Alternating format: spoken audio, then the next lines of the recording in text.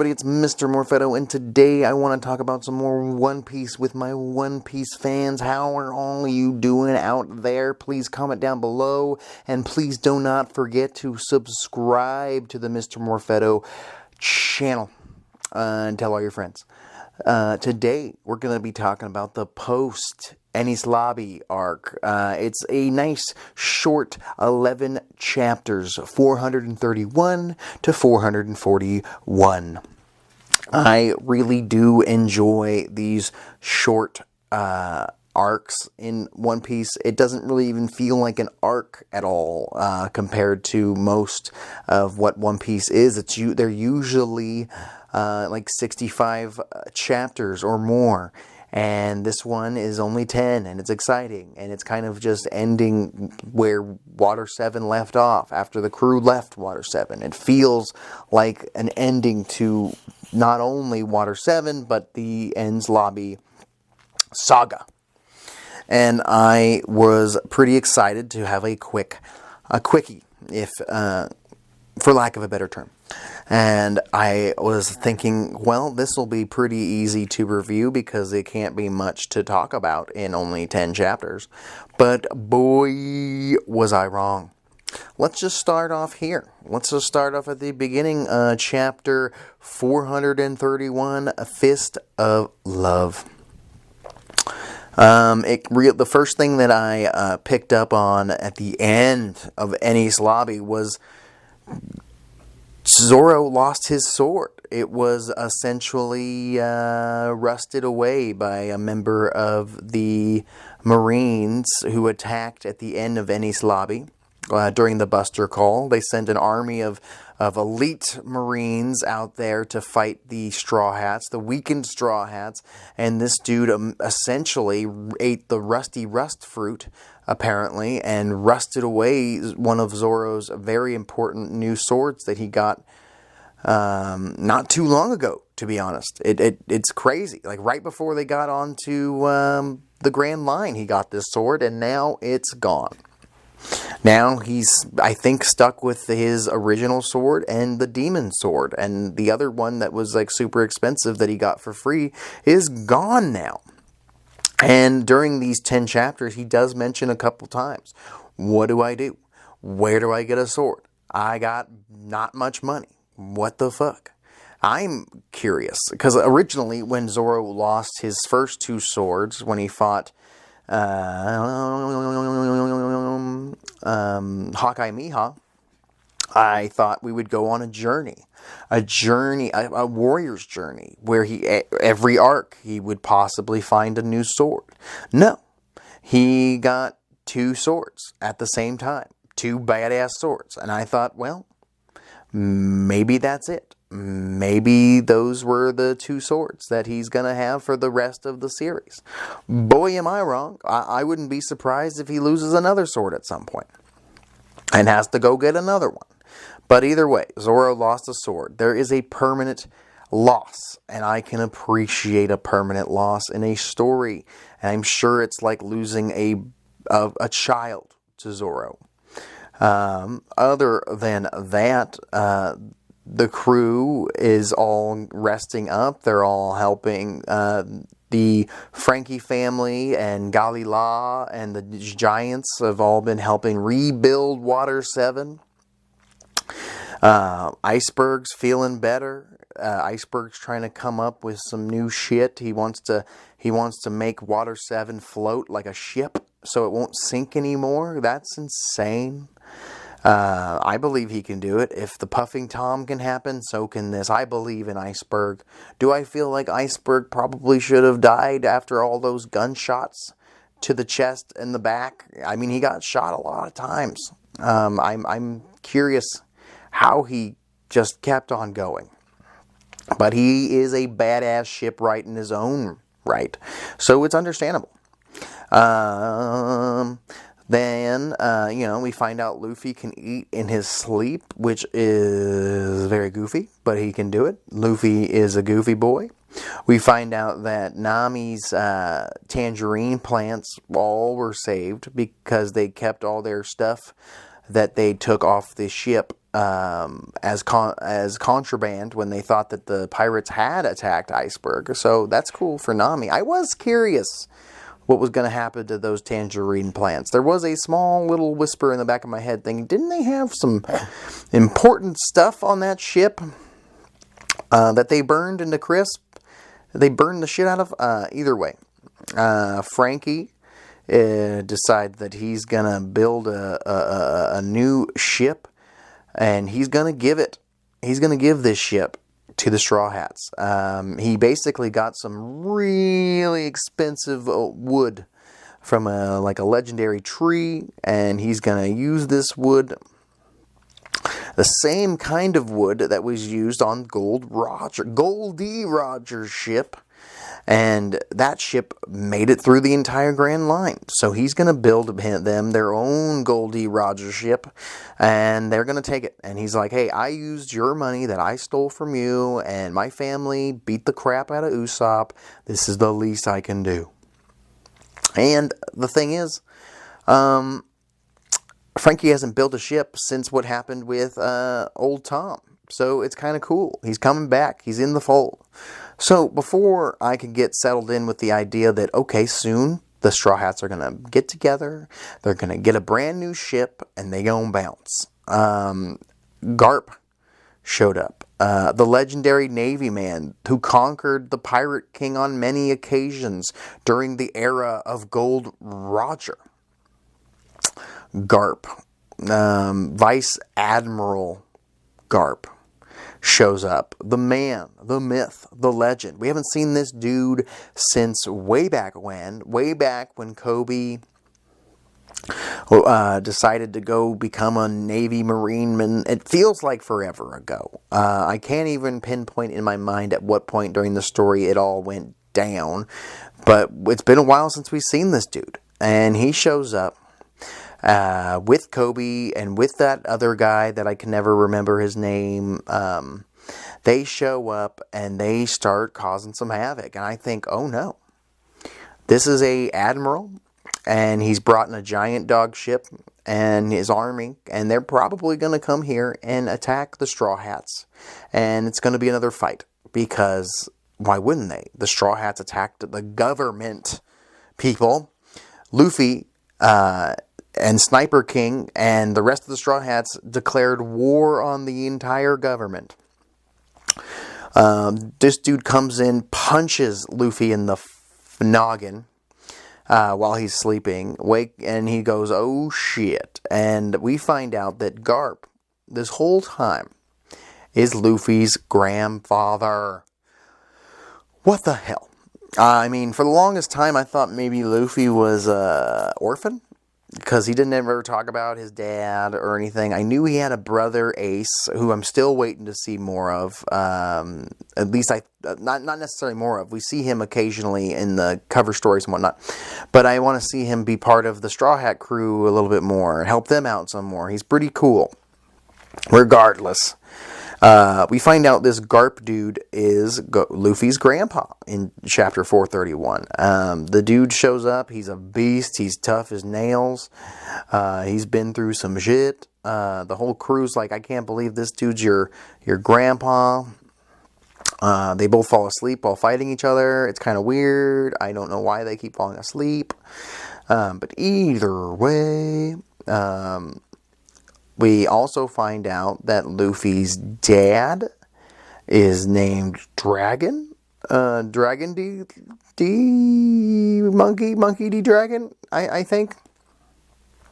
And this dude, we had met him back at Rogue Town. We met this dude in Rogue Town.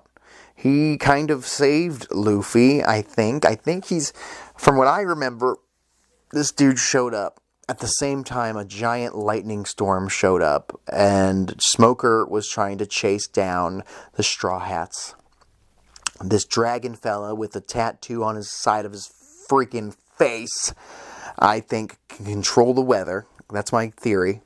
And he showed up, and he probably ate some kind of wind fruit, and now he's like an airbender. I don't know. But he saved the day. So other than that, We also get to meet, I know it's not, I don't want to say other than that. So Luffy has a dad, and he's the most wanted criminal on the face of the planet. And he's the leader of a revolutionary crew that are trying to overthrow the government. A bunch of hippy dippies, if you ask me. No, I'm kidding. But, he is Luffy's dad. So I'm assuming the next arc after Water 7 is going to be a quest to see his daddy? I don't know. Luffy didn't really care too much. So I guess I shouldn't care too much. Either way, soon after Garp shows up, two very skilled Marines who also seem to master some of the CP9's shave type techniques, their super speed and whatnot, show up and start going toe to toe with Zoro and Luffy. And it's pretty cool. Cool couple shots. Turns out it's Koby. If you remember Koby from the first motherfucking arc of the series, this kid has grown up a lot. How long has it been since we've seen Koby in the story right now in where I'm currently at Water 7? Like, has it been 2 years? Because this kid looks at minimum of 2 years older with a growth spurt. He's almost as tall as Luffy at this point. He's jacked to the gills. He's got some more scars. He's got super speed. He's a superhuman. He's basically on like a low-level CP9 skill level. I feel, at least from the little sparring session they had with Zoro and Luffy, they still got their asses whipped. Helmeppo is the other dude that joined with Koby, the same dude that tied up Zoro in the earlier arcs, the son of Axe-Hand Morgan, I believe, or brother to Axe-Hand Morgan. I cannot remember. I think he was his son, but yeah, he shows up.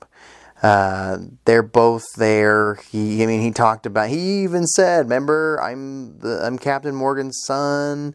I tied you up to a pole, left you there to die. You were going to be executed. And Zoro and Luffy are like, who? Which is funny. I guess he's lucky that Zoro doesn't remember that because he was kind of a piece of shit before. You'd think he wouldn't talk about it too much. But either way, Helmeppo and Koby are buddies. They're bros. They're homies. They've been in the Navy together for anywhere between 3 months and 2 years. I do not know. The passage of time is weird in One Piece. These dudes look much older. Or they just happen to hit a growth spurt between then and then. Also, of course, training with Garp probably helped them grow up a bit. Physically, emotionally, mentally. There was a funny part where, Garp busts through a wall. And then later he's like telling his people, you got to fix this. He's like, you got to help me. But either way, he drops the bomb that Luffy's daddy is dragon, Monkey D. Dragon. And he's like, yeah, I shouldn't have said that. Y'all forget that, okay? Which was pretty funny. The whole crew, Koby, Helmeppo, everybody parties. They decide to party, they're still building the ship. They still have to hang out on this place. Usopp, the whole crew show up to party on Water 7. Luffy spends all their remaining 100 million berries to feed everybody at this party, which is pretty funny. Okiji shows up, the ice baby man, the dude that let Nico Robin go when she was a child. He shows up along with Garp and tells Nico Robin, hey, I'm going to let you go, be with the Straw Hats. There was a point, there's a reason I almost did the Buster Call thingy, or just let the Buster Call happen, was because I figured that you really weren't serious about hanging out with the Straw Hats, and you're actually just a piece of shit. But it turns out these guys have changed you, and you aren't a piece of shit. And you never really were. The government kind of made you look like a piece of shit. And you had to run away and made you look bad. You're not a demon. Your good lady. Nico Robin, best girl. Badass. Killer. Awesome lady that deserves more respect. This Okiji dude, in my opinion, is pretty cool. He seems to be a cool member of the Navy. It seems like occasionally there will be somebody like him or like Smoker, who we haven't seen in a while, that are cool, and they actually are Navymen because they want to help the world be a better place, and I believe that. In chapter 434, the redhead Shanks shows up on the Whitebeard pirate ship along with some wine from his hometown, and we also learn that of a thing called hockey. I've heard this word before, hockey. Some kind of chi, some kind of power that Shanks puts off. I don't know if this is something... Is this something new? It's weird. Like, when he walks through this ship, the Whitebeard ship, all the Whitebeard rookies fall over because they can't handle his overwhelming hockey. Can Shanks control it? Is he doing this as like a flex? Is he flexing, showing that he's such a beast that unless you have a lot of will, you can't stand in my presence? I don't know. Is it something that's always radiating off of him? Like radiation? Like people can't be near him unless you're a tough SOB? Has it been like this since Luffy was a kid? Is this something that happened since he met Luffy? I don't know. Regardless, turns out, red-haired Shanks is a beast, even with one arm. He sacrificed his arm for Luffy, for the future generation. We all know that. Turns out, he's actually come here to talk to Whitebeard about Ace. Ace and Blackbeard. Blackbeard, being a piece of shit he is, killed a member of the Whitebeard pirates so that he could get a specific devil fruit. But because he killed a member of the Whitebeard pirates, Ace has been missioned to kill Blackbeard. And Shanks wants Whitebeard to call him back. He's like, Blackbeard's a piece of shit, and he's going to cause lots of problems. And Ace isn't ready for this, which is insane.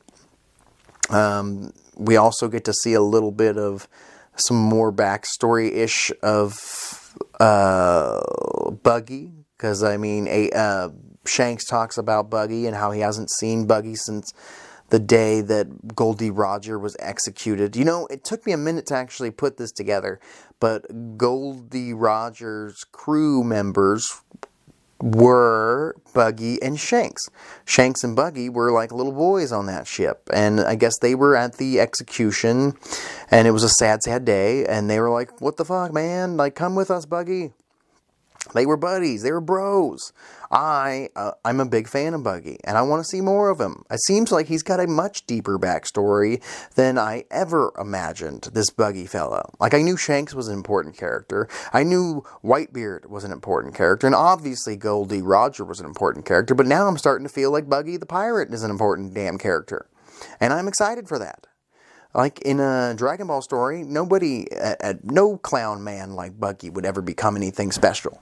But I feel like Buggy might become something special because they keep bringing him up. Either way. Whitebeard and Shanks spar a bit, causing some cracks in the heavens, which is insane. So these two are two of the strongest pirates in the world. We also get to see Blackbeard's crew again. One of them, who has the same voice actor as Nappa from Dragon Ball, super stoked, the pro wrestler looking dude. The crew's back together again, but not only that, Ace has found Blackbeard. That is insane. I did not expect this portion of One Piece to include this, but then they leave us off there so we could get to the new ship that motherfucking Franky built for Luffy and the Straw Hats. They find out that they're going to Fishman Island next, but they also have to go through a ghost town, like a ship graveyard full of ghost ships. It's just insane, which I assume what is the Thriller Bark arc, which I have yet to start reading, which is my next big adventure. So the Thriller Bark arc is next, and I assume it's going to have something to do with ghost ships, which is dope, because it makes a lot of sense for pirates to do that shit. I mean, they've already been in the sky. Why not have some ghosts and skeletons and stuff? So, before they go and see their new ship, they get to see the new bounties. Luffy has a 300 million berry bounty. Zoro has a 120 million berry bounty. Nico Robin went up to 80 million berries. The cat burglar Nami is a 16 million berry bounty. Still less than Arlong for her, which is interesting. I wonder if she'll go over Arlong. But the Sniper King, Usopp, has the same bounty as Arlong. Sanji's a 77 million berry bounty with a real funny hand-sketched picture of him. And Chopper is a 50 berry bounty. Not million, just 50 berries. And I think it's cool. I'm so happy that everybody on the crew has a bounty now. It's interesting. I always use Arlong's 30 million berry bounty as a way to figure out how strong people are. But I don't know. Do you think at this point in the story, can you write this in the comments?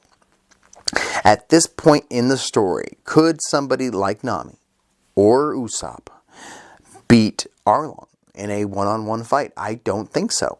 I do not believe that Arlong could lose to Sniper King by himself.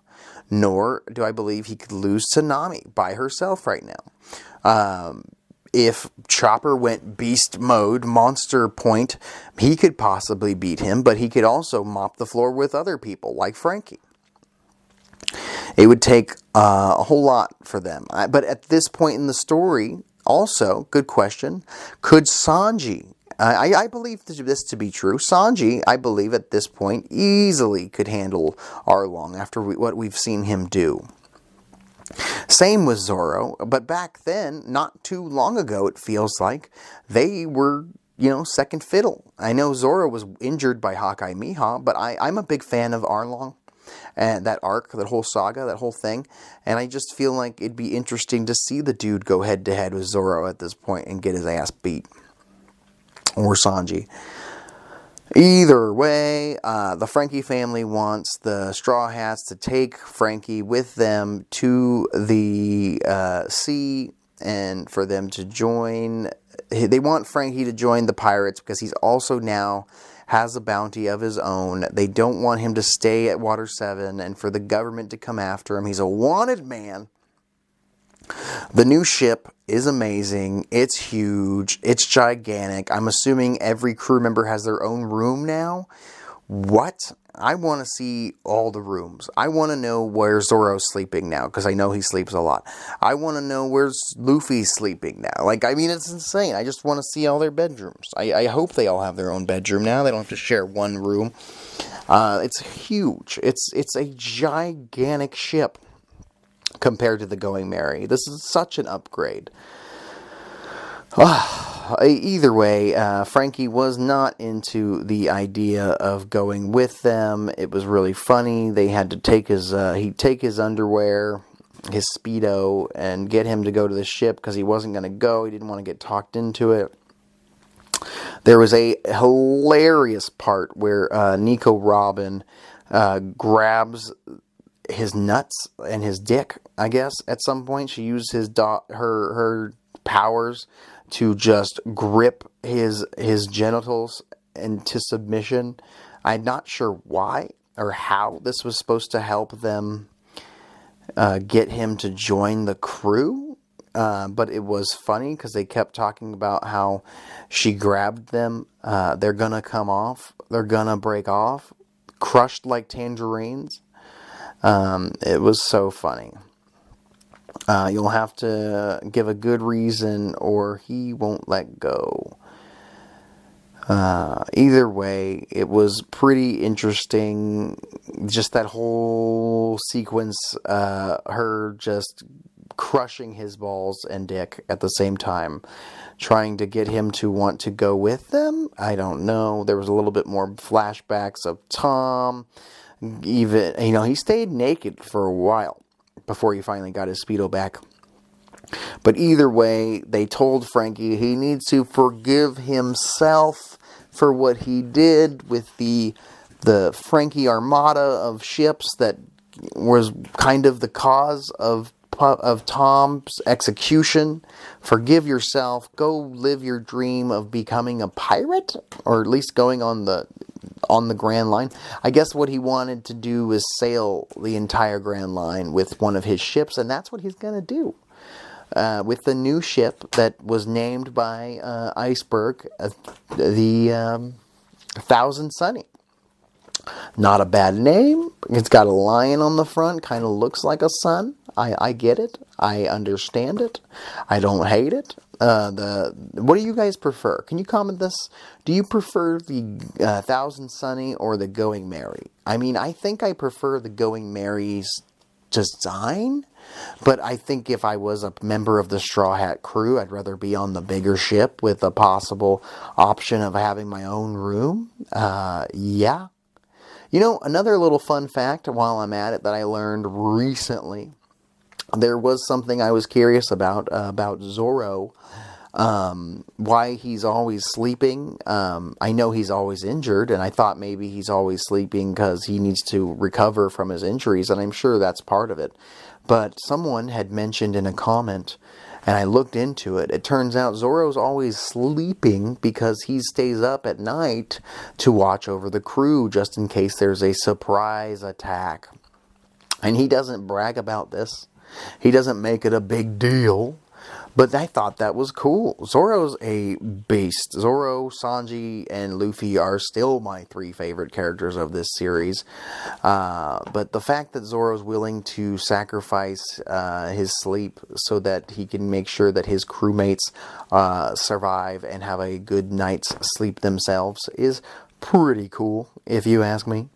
I think that's dope, and I'm pretty excited that Franky is joining the crew because he turned out to be a pretty cool character. He's funny, he's a goofball, but he fits, and he's kind of a new personality for the crew to have. I know he's not like Usopp. He's not... Oh, speaking of Usopp also rejoins the crew, but not... until after we hear Zoro's speech, because they find out Usopp wants to come back.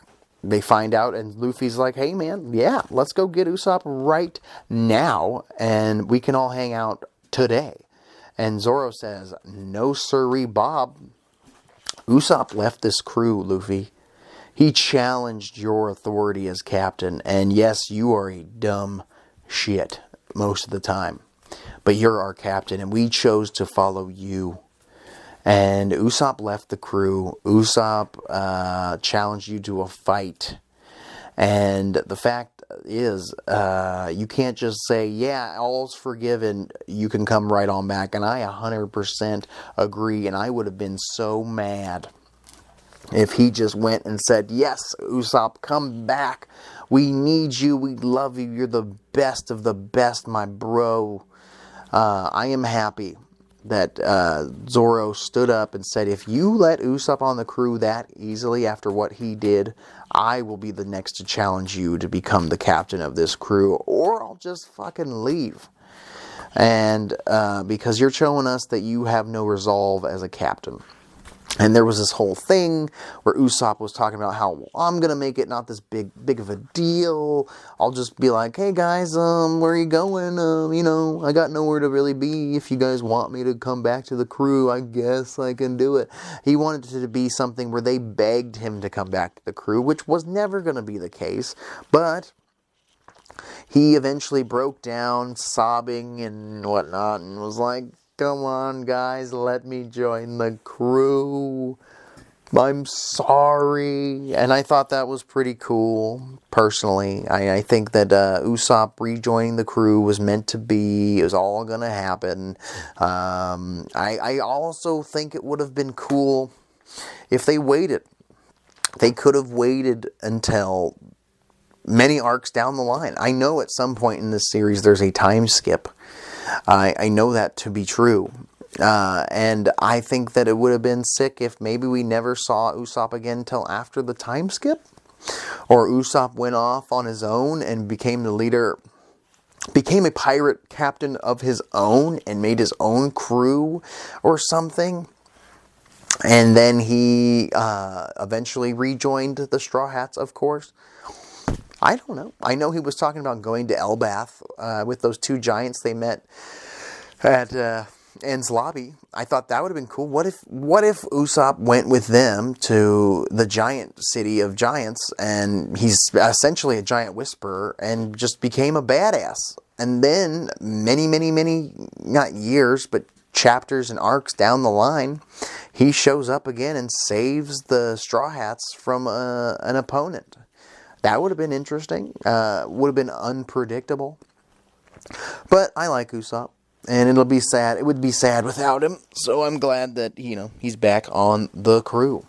Garp and the rest of them attempt to capture Luffy by throwing, I must say, throwing cannonballs at them. But they get away thanks to Franky's improvements to this amazing new ship, the Thousand Sunny, that can now jet pulse itself into the air. With soda, I'm assuming they use Coca-Cola like him. Everything that he makes is powered by Coca-Cola. Drink fresh. Either way, they get out. They get moving. They got Usopp. They got Franky. They got Nico, Robin. The whole crew's back together again. Luffy's a real good captain because he didn't cave and just accept Usopp back on the crew. That's cool. Very touching moment seeing Usopp beg to be back on the crew. Makes a lot of sense. So yeah, that was basically the end of Water 7 for the Straw Hats, but there's a couple little things that go down. We get to see Smoker show up once again. Smoker and Tashigi, the swordsman lady that looks like Zoro's old girlfriend thing. They're still after them. We get to see them all. Basically, we get to see all the old people that met the Straw Hats on the Grand Line, see their new bounties. It was so cute. Also, there's a little cover story of Eneru fighting Fox Moon people. It was funny seeing the restaurant, the Baratier, see Sanji's new bounty photo, because it's rather hilarious. And we also get to see more about Luffy's hometown, and they're excited to see that Luffy's this big-time pirate now. Even Usopp's old crew get to see it, and they're pretty damn excited. Kaya is even becoming a doctor to one day take care of him down the line. A lot of people want to join Zoro's old school, his old swordsman school, because of how badass he is. It's kind of cool that people look up to pirates. At least a lot of them do. At least the ones that have been oppressed by the government. We get to see Dragon, Monkey D. Dragon. He gets to see his son's new bounty. And he's like, yeah, you do you, Luffy. You ain't on my level yet. But maybe you will be one day. But we get to jump back to Ace versus Blackbeard. Ace annihilates, beats the shit. No, doesn't necessarily beat the shit, but he is no slouch, and he kicks the Blackbeard pirates' asses, just his crew members at least, and Blackbeard says, nah, y'all get out of here. I'll handle this. And Blackbeard shows off that he ate some kind of darkness fruit, and now he can control dark itself. Just like Ace can control fire, Blackbeard can control the blackness, which is insane. He pulls out this the Logia type fruit, dark fruit, and it's pretty insane. They go head to head. He says darkness is gravity, a darkness so dense it sucks in everything, even light itself. He creates a black hole and sucks an entire town in. It's crazy. And it's just really cool to see Ace again going at it with this dude. And I don't know what he's going to do. I mean, these two were pretty evenly matched. Ace ain't no slouch, and he can do an entire Emperor Flame fireball spirit bomb type thing. Oh man, it's just insane. The duel at the Banaro Island in the Grand Line, this battle between pirates would later be identified as the trigger for the major events that were to follow. It's insane. I want to know what's going to happen. These two went head to head. Ace better not slouch against Blackbeard. I didn't realize that Blackbeard was this strong when we first met him, because I thought that Ace was damn strong when we first met him. Maybe we'll get to see more of that fight going forward, but I did stop reading after chapter 441. 341, what is it? Hold on here. Let me double check. 441 is the last chapter I read. And that was it. That was the end of the prologue of Water 7, the Post-Enies Lobby Arc. And that's it. That's all I got to say. We learned a lot of shit. Luffy's got a daddy. Luffy's got a grandpa. Koby's a badass now. Helmeppo's a badass now. We got a brand new ship that's big and everybody's got their own room. Usopp's back on the crew. I want to know what happened to Sniper King. If you could comment down below, please let me know what's going to happen to Sniper King. Did he die at Enies Lobby? Is that why we haven't seen him since the end of that arc? Did he make the ultimate sacrifice? Did we lose somebody important to the story going forward? Let me know in the comments down below, because Sniper King did say that Sniper Island is in your heart, so maybe he just went home. I'm Mr. Morfetto. Please let me know what you thought of these 11 chapters, chapter 431 to 441, all this extra backstory, all this extra lore. Let me know what you think of the ships. Let me know what you think of Ace versus Blackbeard. Is this their first fight? Is there going to be more to it? Is the man Shanks going to step in and save Ace? Or is Ace just going to kill Blackbeard? I doubt it. I feel like we need to see Blackbeard and Luffy go head to head. I'm Mr. Morfetto. Please comment down below and I will talk to you later.